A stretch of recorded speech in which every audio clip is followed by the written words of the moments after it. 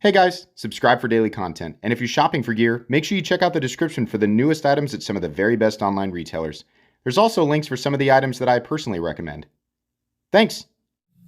What's going on YouTube? Metal Complex here, and today I've got another short little unboxing video to share with you guys. Not sure what's in here, but I have a feeling... Oh no, I'm wrong. Okay, cool. It's something from a different company. Anyway, I will link whatever it is. It is almost certainly available, so I'll link whatever it is right down below in the description. It does help my channel when you use those links, but that's entirely up to you. Thanks to my patrons for supporting me, and please make sure to follow me on Instagram at metal_complex. How many of you have my intro memorized? I mean, you could probably... What I should do is have people, I should have people read my intro and then just randomly insert it without explaining. Like, it's not my voice. Okay, so we have something from Muguron here. And initially I thought that you could tell the, price tier it was in by the boxes, but that's not always true. But my guess is, usually the case is with these boxes, not specifically the Robin's Egg Blue, but just the fact that it's kind of a simple cardboard box and not one of the more, where the thing pulls out from the side. I'm guessing it's a budget knife. Let's read back here. It says tally something. We can never tell because this is the text cutoff for the labels that they make. So who knows? But the actual knife, this guy sucks at unboxings. Just open it already. Calm down. Just hold on. Just hold your horses. God, I am a really good knife unboxer. The irony of what's happening right now is just fantastic. Okay, we have something. What is this? At first I thought it was the mini Valona, but I don't think it is. But it is definitely a nice knife, and certainly kind of... Wait a second. No, it's not. Is it? I mean, it looks so similar. What do we have here? I'm guessing we have 14C28N.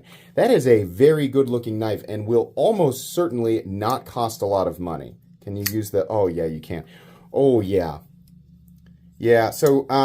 ladies and gentlemen, my guess is, because look at this, we do not have a titanium clip. We have just a regular backspace. We've got the liners that are not recessed, just regular, nice looking, Peel Ply Texture G10 scales. And we have a nice, actually a really nice satin finished blade that is almost certainly 14C28N, but without the marks, I can't tell you exactly what it is. That's generally what they use. I'm looking for an indicator somewhere else on the blade. I don't think so. I'm really hoping that they have found a way to hit their budget knives under 40 bucks. Because if this is it, wow, that's a good deal, right? I don't want to see something like this, too high perks. But here's the thing. If it is 14C28N, it's still okay at over 40. But generally, their budget stuff, like if you think about the Muguron, that's PVD coated and it has a titanium clip and it's still just shy of 50 or something like that, which is why it's such a great value. So if this is only, $5 less and it's not coated and doesn't have the tie clip, then but if they manage to get it well under 40, then that's really cool. It'll still be fine at 40 bucks. I just haven't looked. I didn't know what this was, so obviously I haven't looked it up yet. By the time I've uploaded the video, I will have certainly looked because I will have had to include the link in the description there. But yeah, a nice knife, a really nice budget knife. I think that that's going to make people pretty happy if the price point's good. We have a single T8 screw over here, simple backspacer, a single T8 screw over here. There must be at least one hidden screw underneath the scale going into the liners, which are polished and milled out for weight reduction, by the way. Pretty good. You can still get a full grip on this guy, and there is a bit of a choke-up zone here. My one thing is, with a smaller knife like this, I think it might have actually been a better idea to not do a flipper tab and to do studs instead and just back them way up here, almost nest them into the frame as stops. The reason is because this choke up position which would be much more open and you wouldn't be so forced up there right behind the blade. This would be more comfortable too because you wouldn't be resting on top of the flipper tab. I like that a lot of times on smaller knives, right, that have this area right here and they're trying to use a flipper tab. That's more of a preference. Obviously, if it's a bigger knife and you have much more ergonomic room and the choil is larger, then no big deal, right? But this is very good. Let's give the edge a little testaroo on paper. I realized what my brain was trying to do there, and I was like, you know what? I'm going to go ahead and let you have that one. Yeah, plenty good, about what I expected, right? Not an insanely thin edge, but definitely thin enough, and will work just fine for EDC.